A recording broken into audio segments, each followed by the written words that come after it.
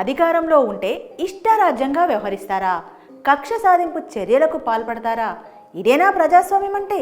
ఇందుకు కదా మీది సైకో ప్రభుత్వం అనేది.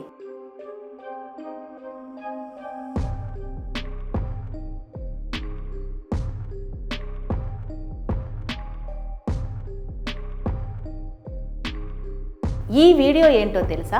తాడేపల్లి సిట్ కార్యాలయం కాంపౌండ్లో హెరిటేజ్ సంస్థకు చెందిన డాక్యుమెంట్లను తగలబెట్టారు. సిట్ కార్యాలయం సిబ్బంది ఈ పనికి ఎందుకు పూనుకున్నారు? ప్రతిపక్షాలు అనుమానాలు వ్యక్తం చేస్తున్న దాంట్లో న్యాయం లేదా? చంద్రబాబును కేసుల్లో ఇరికించడానికి సిఐడి తప్పుడు పత్రాలు సృష్టించిందనడంలో నిజం లేదా? ఇదేనా ప్రజాస్వామ్యం అంటే?